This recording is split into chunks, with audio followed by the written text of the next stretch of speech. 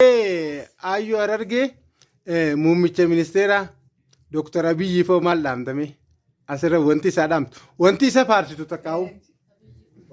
Wanni isa faarsu kaawwa faaruun faarsellee ni jira. Haa isuma faarsite san irra deebi meeqa? Isuma faarsite san. Akkiin kagaafaan achi dhaqee faarsisan. Harraageysi bararee tulluu duuba naanna'ee bararee sindaaqabuu Abiy Ahmad tokkummaa kiyyaanii si gargaare. Kirraa lolli qa'ee naannoo Jijjigaa ta'uu qoratame eegachii baqaatanii Harar dhufan Hararaa marreessaa maadhawaman sadaffaa maal ta'anii Oromoon sabni kiyya kan naannoo Calanqoo wareeganii.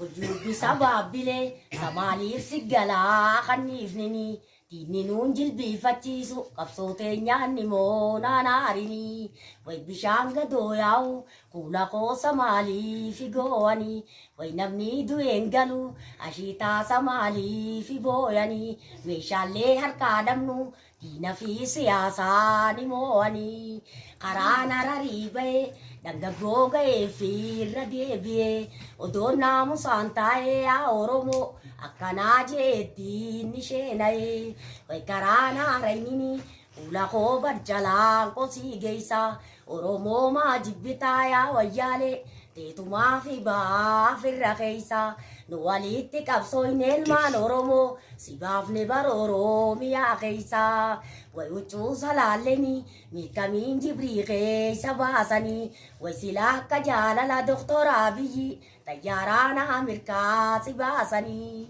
bishaan wallaggaa lixaa miilarraa kophee nama baafata silaa si biraan dhufaa Abiy Ahmad shufeeraan olii nama gaafata way karaa dirree dhawaa kaamiyoolii karaa na gaggaafate odoon si jee booyuu badhaadhina imimmaanii karaa narra baafate soodaan kibbaattiin deema kijibaa wanni ja'a waan jirtu gootota hundaan dhume kakkabaa harwaaree elemoo giltu bishaan laga daakata eenyumaan mee bu'ee waraabbata hayyoota hundaan dhume kakkataa addasaa birruu jaarraa abbaa gadaa waan gaariin uleenjisee Abiy Ahmad biqiltuu dhaabuuf gaararra ba'e ansiifiin booyaa turee boonaa kiyya akka waatiyyoo saarirraa bu'ee. Thank you. Gara ta'e baay'ee.